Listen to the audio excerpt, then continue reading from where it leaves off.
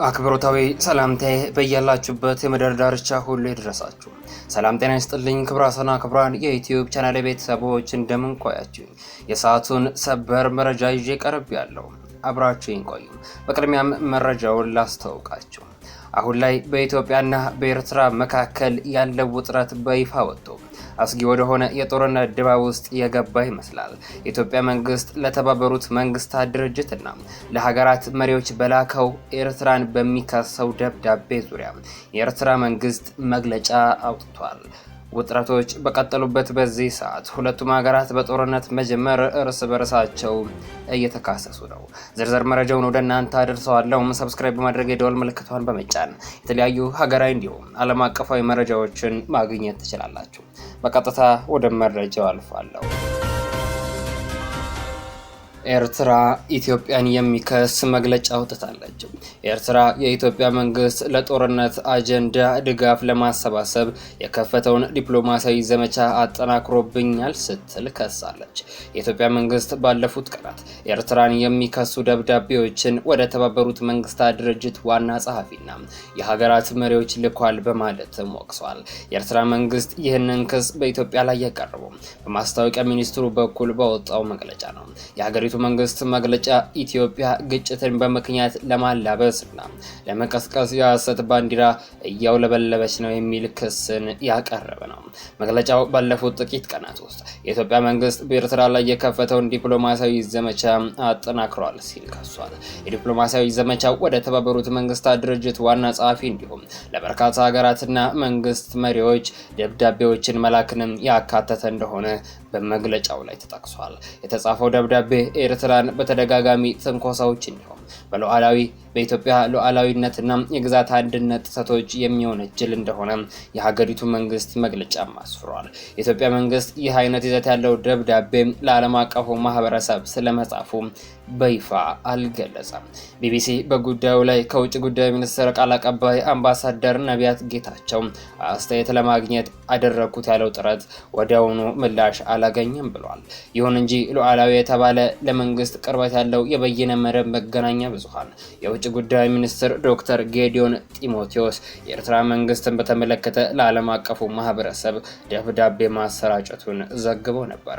ከዘገባው ጋር የተያያዘ ምስል ደብዳቤው ባለፈው ሳምንት አርብ ሰኔ 13 2017 ዓ.ም እንደተጻፈ የሚያመለክት ሲሆን በኤርትራ መንግስት የተጠቀሰውን ተደጋጋሚ ትንኮሳዎች የመፈጸምና የሉዓላዊነትና የግዛት አንድነት ጥሰቶችን የሚመለከት አረፍተ ነገር ያካተተ ነው። በ2010 ዓ.ም የኢትዮጵያና የኤርትራ ስምምነት መፈረምን ተከትሎ የመጡ በጎ ለውጦችን የሚያስታውሰው ደብዳቤው በዚህ ወቅት ከአስመራ በኩል የታየው የመጀመሪያ ምላሽ አበረታች እንደነበር ይገልጻል። ነገር ግን የሰሜን ኢትዮጵያ ጦርነት ኢትዮጵያን ለማዳከም እንደ ድል ተመልክቶት የነበረው የኤርትራ መንግስት የፕሪቶሪያው ስምምነት መፈረሙን ተከትሎ ከጊዜ ወደ ጊዜ ጠበኛ አቋም መያዝ ጀመረ ሲል ይከሳል። የኢትዮጵያ ውጭ ጉዳይ በተጨማሪ የኤርትራ መንግስት ከህወሓት አንጃ ጋር ትብብርና ቅንጅት በመፍጠር እንዲሁም ከሌሎች ታጣቂ ኃይሎች ጋር በመተባበር በመጪው የክረምት ወቅት ከፍተኛ ወታደራዊ ጥቃት ለመፈጸም ተዘጋጅተዋል በማለት እንደወነጀለ በዘገባው ላይ ተካቷል። እንደ ዘገባው ከሆነ መንግስት የዓለም አቀፉ ማህበረሰብ በአፍሪካ ቀንድ ሰላም እንዲረጋገጥ የኢትዮጵያ ሉዓላዊነትና የግዛት አንድነት እንዲያከብር በኤርትራ መንግስት ላይ ግፊት እንዲያደርግም ጥሪ ያቀርባል። የኤርትራ መንግስት በበኩሉ ትላንት ባወጣው መግለጫ የኢትዮጵያ መንግስት የጻፈውን ደብዳቤ የተለመደ ማደናገሪያ ሲል ጠርቶታል። የዲፕሎማሲ ዘመቻው ዓለም አቀፉን ማህበረሰብ ማታለልና በዚህም ረዘም ጊዜ ሊብላላ ለቆየው የጦርነት አንጃ ድጋፍ ማሰባሰብን ዓላማ ያደረገ ነው በማለት ከሷል።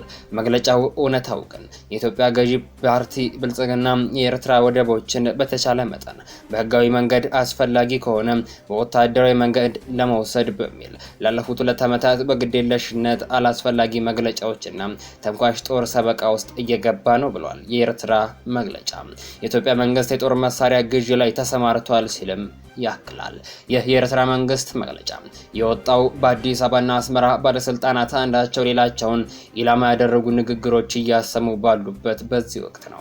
የኤርትራው ፕሬዝዳንት ኢሳያስ አፈወርቂ ባለፈው ግንቦት በተከበረው የሀገሪቱ 34ኛ የነጻነት በዓል ላይ ባደረጉት ንግግር በኢትዮጵያ መንግስትና በገዢው ብልጽግና ፓርቲ ላይ በግልጽ ውንጀላዎችን አቅርበው ነበር። ፕሬዝዳንቱ በዚህ ንግግራቸው በተለይም የኦሮሞማ አስተሳሰብ በሚል ያነሱት ውንጀላ በተለያዩ ሀገራት የሚገኙ የኦሮሞ ምሁራንን ጨምሮ ከተለያዩ አካላት ጠንካራ ምላሽ አስከትሎ ነበር። በዚያው ሰሞን ከመንግስት መገናኛ ብዙሃን ጋር ቃለ መጠይቅ ያደረጉት የመከላከያ ሚኒስትሯ አይሻ መሐመድ በዚህ ልክ ስለ ኢትዮጵያ ለመናገር ሙከራ ማድረጋቸው የተለመደ የነርሱ ባህሪ እንደሆነ እናውቃለን ብለዋል። በግንቦት ወር መጨረሻ በህዝብ ተወካዮች ምክር ቤት ቀርበው የነበሩት የውጭ ጉዳይ ሚኒስትሩ ዶክተር ጌዲዮን ጢሞቴዎስ ኢትዮጵያ መንግስት ከኤርትራ መንግስት ጋር የቃላት ጦርነት ውስጥ አልገባም ሲሉ ተደምጠው ነበር።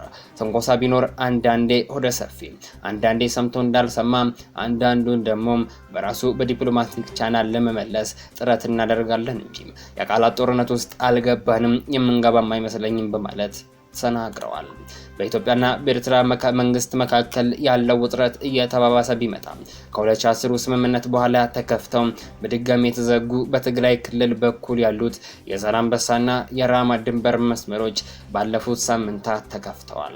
ድንበሮቹ የተከፈቱት ከሁለቱ መንግስታት ይፋዊ ድጋፍ ሳይደረግ በአካባቢው የማህበራዊ አንቂዎችና የማህበረሰብ ተወካዮች አነሳሽነት ነው የተባለ ሲሆን የትግራይ ክልል መንግስትና የኤርትራ ባለስልጣናትም ይሁንታ እንደሰጡ ተገልጿል። የነዚህ የድንበር መስመሮች መከፈት በተመለከተ እስካሁን ድረስ ከፌዴራል መንግስት በኩል የተሰጠ ይፋዊ አስተያየት የለም። ክቡራን አድማጮች ለሰዓቱ ያስኩላችሁ መረጃ በዚህ አበቃ። ከጥቂት ሰዓታት በኋላ በሌሎች አዳዲስ መረጃዎች ተመልሰን እስክንገናኝ በያላችሁበት የምድር ዳርቻ ሁሉ ያማረና የተዋበ ጊዜ እንዲሆንላችሁ ተመኘው።